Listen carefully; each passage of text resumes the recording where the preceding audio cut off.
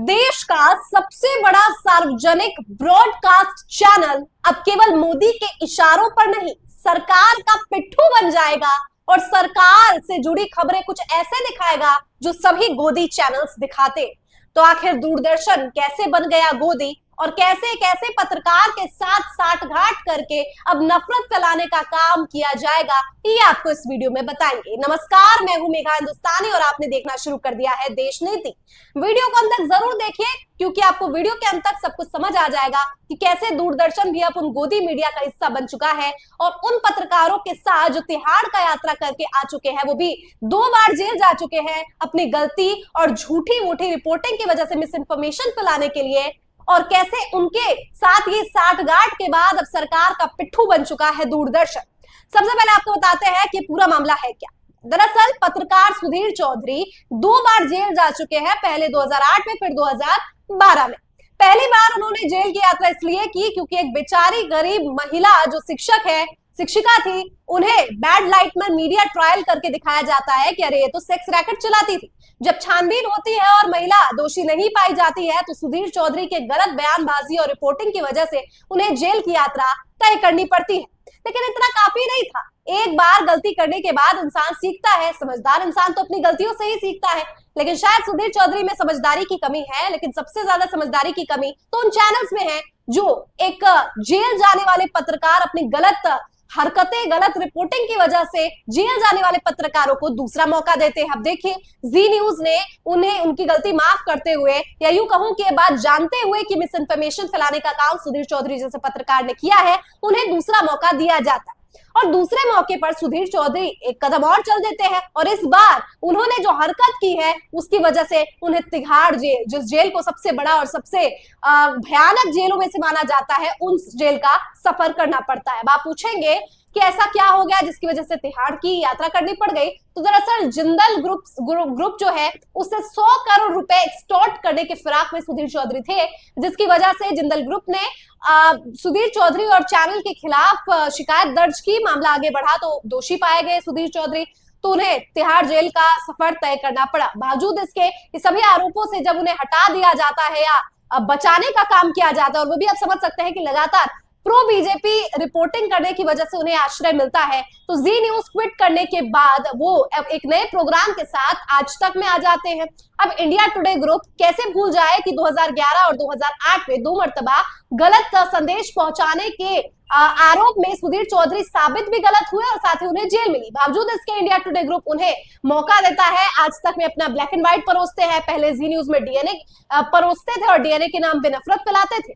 तो अब प्रोग्राम का नाम तो बदल गया, लेकिन नफरत और जहर उसी तरीके से उगला गया। हिंदू मुस्लिम करते हुए सिलेक्टिव न्यूज वो दिखानी ताकि आपके पैसिव माइंड में केवल मुसलमानों के खिलाफ नफरत पैदा किया जा सके। फिर से वो कार्यक्रम शुरू कर दिया गया, लेकिन हद तो अब हो गई है जब दूरदर्शन ने सुधीर चौधरी को एक ऐसा सुनहरा मौका दिया है जिसमें 15 करोड़ रुपए प्रति साल का एक कॉन्ट्रैक्ट साइन हुआ है कि 10% यानी आप खुद अनुमान लगा सकते हैं कि 15 करोड़ का 10% हर साल इंक्रीज होगा। यानी पैसे तो सुधीर चौधरी को खूब दिए जा रहे हैं और साथ ही नफरत फैलाने का एजेंडा के तहत अब दूरदर्शन पर भी आपको सुधीर चौधरी दिखेंगे। वो सुधीर चौधरी जो पहले जी न्यूज में, आज तक में थे, अब वो दूरदर्शन के चैनल पर नजर आएंगे। आज से 10 साल पहले याद कीजिए दूरदर्शन किस प्रकार की खबरें दिखाया करता था और वर्तमान समय में दूरदर्शन क्या खबरें दिखा रहा है, जो पहले सरकार से जुड़ी नहीं है, सरकार से जुड़ी हो भी हो बेशक, लेकिन भारत के विकास से जुड़ी खबरें जरूर दिखाया करता था। वो प्रधानमंत्री नरेंद्र मोदी की योजनाओं को प्रमोट करने के लिए इस्तेमाल किया जा रहा है। अब जरा सोचिए कि सुधीर चौधरी जैसे एंकर प्राइम टाइम के दूरदर्शन पर दिखेंगे, एक घंटे में वो आपके दिमाग में इतना कुछ भर देंगे जैसा डीएनए और ब्लैक एंड व्हाइट के व्यूअर्स होते हैं। अब आप सोचेंगे कि इतना नफरत कैसे लोगों तक पहुंच जाता है, या कैसे माने कि हम नफरत लोग के अंदर फैल रहा है इनकी रिपोर्टिंग देखकर। तो आप सोशल मीडिया पर चले जाइए। सोशल मीडिया पर आप चाहे इंस्टाग्राम हो, फेसबुक हो, यूट्यूब हो, आप किसी भी नफरती चैनल को खोलकर देखिए और जरा कमेंट पढ़ लीजिएगा किस प्रकार से हिंदू मुसलमान करना, महिलाओं के खिलाफ बातें बोलना और देश में समाज में अभद्रता फैलाने वाले लोग अक्सर भाजपा के समर्थक ही निकलते हैं। तो ऐसे में सवाल होता है कि जो लोग कहते हैं कि मीडिया चैनल से कुछ नफरत नहीं फैलता, उनको ये जवाब मिल गया होगा।